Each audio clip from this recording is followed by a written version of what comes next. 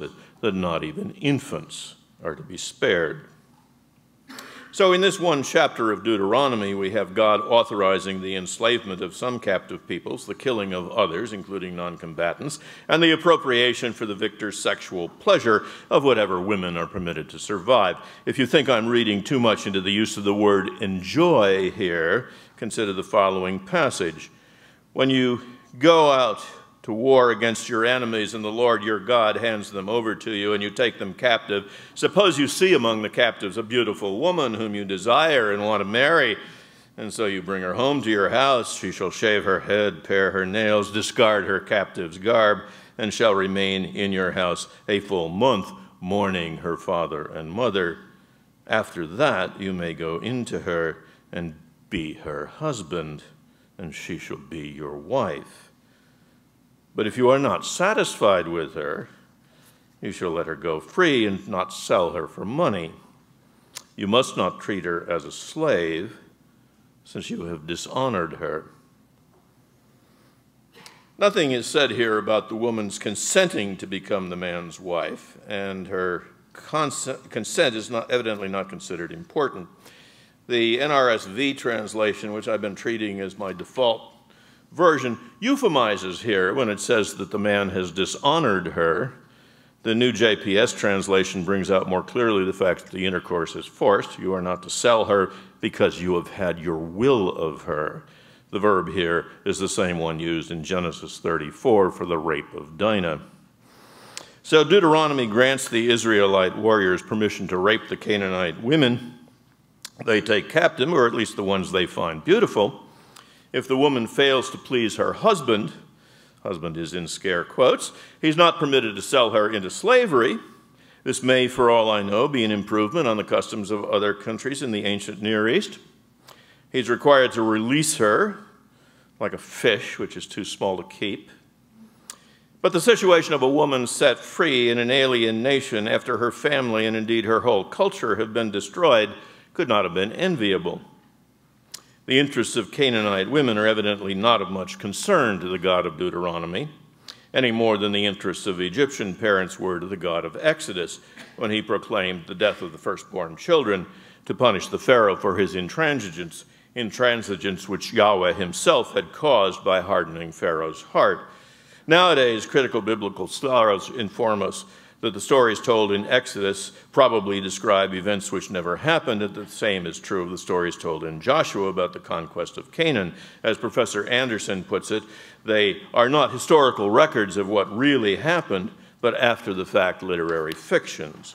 If the genocide did not occur, or at least not with the thoroughness that the texts so often brag of, we may reasonably doubt whether any genocidal commands occurred either. But what matters for our purposes is not whether these things happened, but whether, if there were a God of the kind the biblical narrative describes, he would deserve our unconditional love, honor, and obedience. It's an unpleasant fact that the Bible presents for our worship a God whom it pictures as being capable of issuing such commands and expects us to love him, honor him, and obey him anyway. If he did not issue any such commands, the Bible is seriously misleading about his moral nature. Now, at this point, some of you may be getting impatient and may be saying to yourself, all right, we know all about that. We know that, let's see, what do we got here? What's gone? Something, my screen has gone blank, but evidently that one hasn't. Okay. Okay, that's the one I need.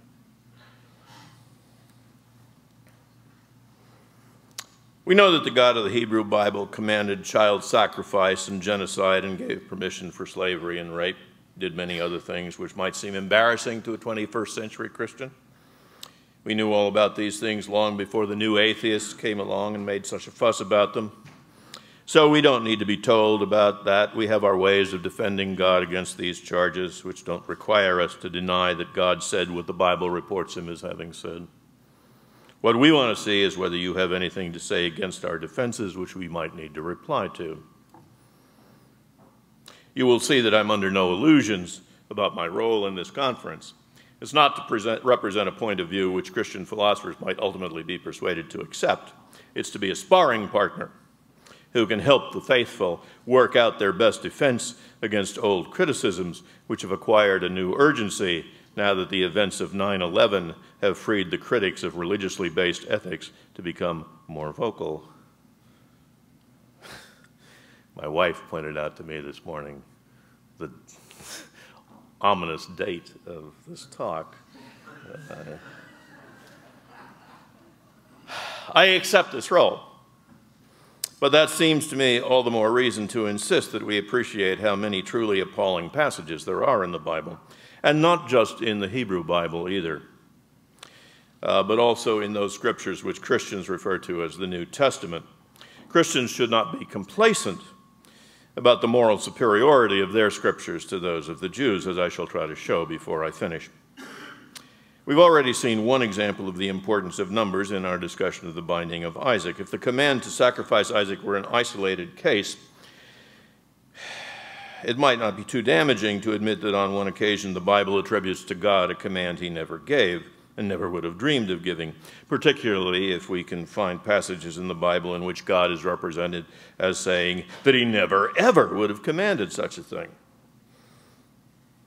But if the Bible repeatedly attributes appalling commands to God, then the accuracy of the text cannot be denied without raising serious questions about its claim to speak for God.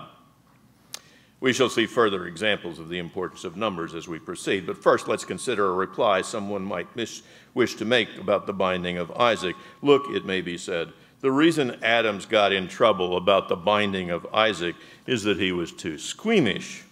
He's constructed a modified version of divine command theory, according to which divine commands obligate only if they are the commands of a loving God. He can't bring himself to admit that it would be right to practice cruelty for its own sake if God commanded it.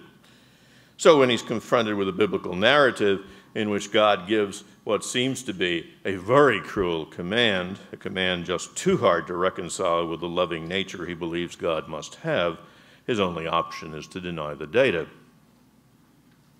But as you've shown, I'm still speaking now in the voice of an imaginary opponent, as you've shown, that way out, if followed consistently, leads to too much skepticism about the accuracy of the biblical record. The proper course is to embrace a more robust version of divine command theory.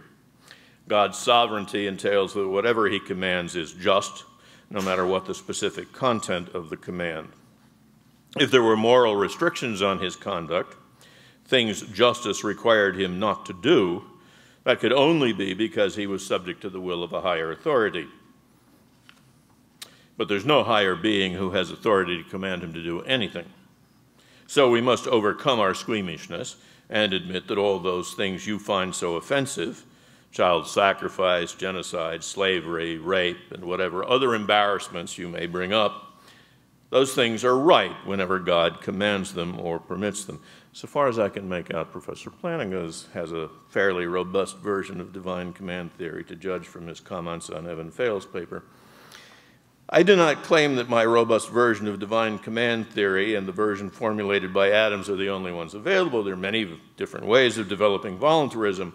All I claim is that a theory of this general kind will be sufficient to justify any embarrassing commands Scripture may have to offer. That's its great strength from the point of view of a defender of the faith. That may also be its great weakness from anyone's point of view. There is nothing in or out of Scripture which it cannot justify. That result may make it a bit too brutal for most contemporary Christian stomachs. I suspect it's probably a little too brutal for Eleanor Stump. A literary comparison may help us see why. Let's concede for the sake of argument that someone who creates something has, in virtue of that fact, the right to destroy it. As Job said, the Lord gave and the Lord has taken away. Blessed be the name of the Lord. So God, having given Isaac life in the first place, has the right to take away Isaac's life whenever he pleases. Let's stipulate that. Still, it's one thing to take a life and quite another to command someone else to take the same life, particularly when the someone else would normally have a special duty to care for the person to be killed, and what's more, loves that person deeply. Part of what makes the story of Abraham and Isaac seem so cruel is that God commands the father to kill his own son, a son whom the text insists that he loves. In William Styron's novel Sophie's Choice, a doctor at Auschwitz forces a young mother to decide which of her two children will live and which will go to the gas chamber.